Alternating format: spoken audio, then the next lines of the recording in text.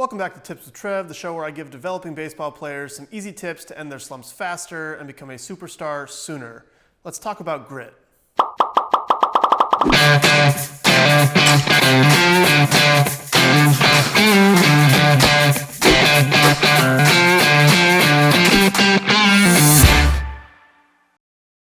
You always hear it, right? Coaches saying, I want gritty players. I want people who are tough and mentally strong. He's so gritty. He's a grinder. Like, what does that actually mean? What are they talking about there? Is grit the same thing as mental toughness? I don't think it is. I think they're somewhat similar, but I think they're different. So here's what I think grit is. I think grit is consistently challenging yourself to solve hard problems that are above your current ability and knowledge base, understanding that you have a very low chance of succeeding and continuing forward anyway. Let's unpack that a little bit. You're going to take a problem that you know you probably can't solve, something that's above your skill set. So an example of this might be in class if you're taking algebra and you try to solve a calculus problem, or you try to solve a geometry problem. You haven't learned that skill set yet, but you're going to try it anyway. Understanding that you're probably going to fail and everything that comes with that. You might go out there and try to solve the problem, and in a classroom setting, perhaps no one knows that you got that problem wrong. But on an athletic competition, on an athletic field, people are going to understand that you got it wrong. You're going to try to teach yourself a new skill set. You might try to catch a ball in football one-handed, right? And look stupid doing it. In baseball, you might try to field a ball between your legs, or throw on the run, and you might throw it away. You might try a new pitch and it bounces 40 feet to the plate, or it goes over the hitter's head. You're going to look kind of dumb. But grit is understanding that you're going to do that and be bad at it the first time. But the second time you do it, you're going to be a little bit better. And by the hundredth time or the 1,000th time, you're going to have built a new skill set. So understanding all the feedback that you're going to get from failing in the beginning and pushing through it anyway, being okay with that, having the grit to get through that as you build a new skill set and you teach yourself new things. There's a really good book out. It's called Grit. It's actually called Grit by Angela Duckworth, and I would recommend you read it if you haven't already. It's really good about, it focuses a lot on developmental psychology and how, as parents, you can teach your children to have grit through emphasizing certain things, emphasizing like that they work hard, as opposed to emphasizing that they're so smart. So if you emphasize that you're so smart, then the child starts to build their identity around being smart. So any situation that they don't feel like they're going to be smart in, they shy away from it. If they don't feel like they're going to be good at something, they shy away from it. If they don't feel like they're going to accomplish or succeed, they shy away from it. On the other hand, if you emphasize that your child works really hard and that you like that he's exploring new things, or you like that she's trying new experiences and it's okay to fail as long as you learn from it, then that child starts to build their identity around those things. Trying hard, pushing through it, having new experiences, failing and learning from failure and continuing on down that route. So if you look at it through that lens, then it kind of starts to form a little bit better of a picture of how you may want to go about either coaching your players, for all my coaches out there watching, or for players, how you coach yourself and what you emphasize to yourself and what you focus on for yourself. Push through the failure, understand that you're going to fail. That's how you build new skill sets. So I wanted to give a couple examples. I guess before I go into some examples, this is really about fixed mindset and growth mindset. It's another argument that the book posits. Angela Duckworth, I believe, studied under Carol Dweck, and Carol Dweck has a book called Mindset, and it's all about the fixed mindset versus the growth mindset. I've talked about this before, but fixed mindset is you're born with it. You have the skill. You're naturally talented, and you hear this a lot in baseball, and it's something that makes me a little bit upset because I wasn't born with anything necessarily. I was born with a set of genetics from my parents. My mom swam a little bit in high school, I believe, and did some activity, and my dad ran a little bit, did some marathons and stuff like that, but neither of my parents were outstanding athletes. In fact, no one really in my family tree was an outstanding athlete. I inherited a set of genetics that didn't come from elite athletes. I don't have the best set of genetics for the typical athlete traits. I don't jump high naturally. I don't run fast naturally. I'm not super strong or big naturally. What I've done in my career is I've worked for everything that I've built.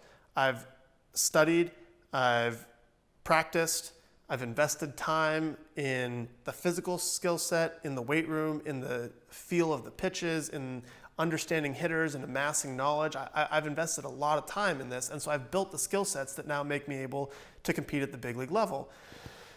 That would be growth mindset. Growth mindset is understanding that you can build something more than what you currently have, that you can teach yourself a new skill set, that you can teach yourself how to ride a bike when you're a young kid, and then how to do algebra when you only knew addition before, and then how to throw a new pitch when you've only thrown a certain pitch before, you've never thrown a slider, or how to change your delivery, or how to learn. That you try something, you go research it, you fail at it, you keep pushing, you fail at it, you're not very good, eventually you get a little bit better, then you learn the material. So fixed mindset versus growth mindset, 2 books, Mindset by Carol Dweck and Grit by Angela Duckworth. Go check those out if you haven't already.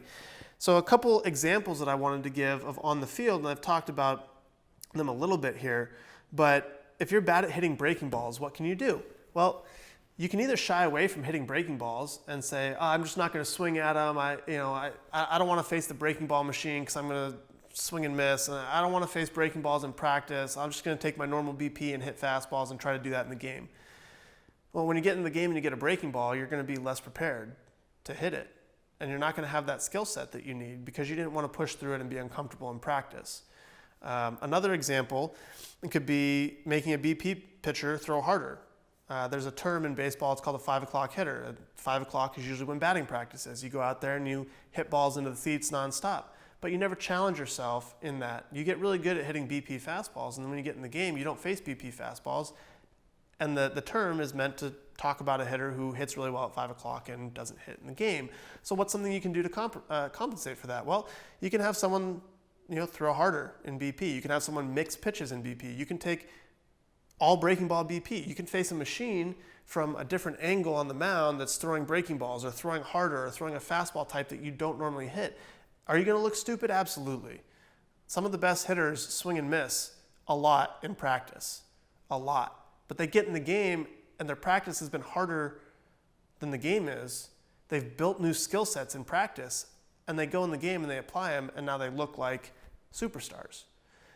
So those are a couple examples. One more, if you can't throw a breaking ball for a strike, most guys like, oh, well, I can't throw that for a strike. I don't want to throw it. I'll just throw it for chase. I won't use it early in the count, or I won't. How about throwing all breaking balls your next outing?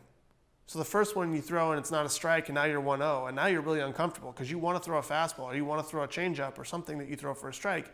No, don't throw it. Throw a breaking ball. Now you're 2-0. Now you really. Well, what if you walk the guy? 3-0. Another breaking ball. 4-0, you walk the guy. Now what do? You just walk the guy on 4 straight breaking balls because you can't throw a breaking ball for a strike. Do you shy away from it? Do you go away from that pitch? Do you abandon it? Or do you keep throwing him? Now, I'm not suggesting to do this in a competitive game where the results for the team matter, but inter-squad games, in practice, when you're throwing a bullpen, when you're playing each other in the fall if you're a college ball guy, or summer ball for high school, or when you're facing your own team if you're a little league guy, or whatever the case is. Like, you can use practice to build these skill sets. So my mindset on this is when I identify that I'm bad at a skill, and it could be any skill, it could be fastball velocity, it could be throwing a breaking ball for a strike, it could be mental skills. I identify those weaknesses and then I jump in. I try to make myself as uncomfortable as possible and do them as much as possible so that I can break through that barrier and start building that skill set. I run towards failure because failure is your best feedback loop. It's the way you learn. It's the only way you build new skill sets. If I only ever do one thing, I get good at doing that one thing, but everything else I'm bad at. So if I try to, if I run at 2 miles an hour, I'll probably get good at running at 2 miles an hour. But if I try to run at 3 miles an hour, I'm not very good at that. Imagine if a baby only ever crawled. A baby's good at crawling. They master that skill set. What if they only crawled because they didn't want to walk because they weren't good at it? Where would that leave them in the future, 5 years down the road, 10 years, 20 years. It's the same type of thing with these skills that you're trying to build on the baseball field. So have an eye towards the future. Think about how you're going to improve. Find the areas that you're not good at right now that you want to improve on, and then dive into them. Just do them as much as possible in practice. That's the only way you're going to get better.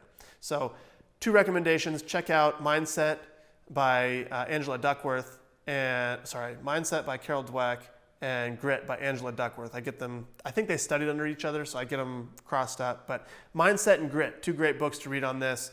Growth mindset, fixed mindset, understanding what a gritty player is and what a coach means when he says he wants a grinder. That's all I got for you today. Hope you enjoyed. If you know someone that could use this video and be helped out in some of these situations, might need a little bit more mental toughness or grit, please share this video with them. I got a goal of getting to 100,000 subscribers by the end of 2020, and you sharing this video with those people would really help me out. Hit that subscribe button, leave me a comment, leave me a like, and I'll see you in the next video. Have a good day.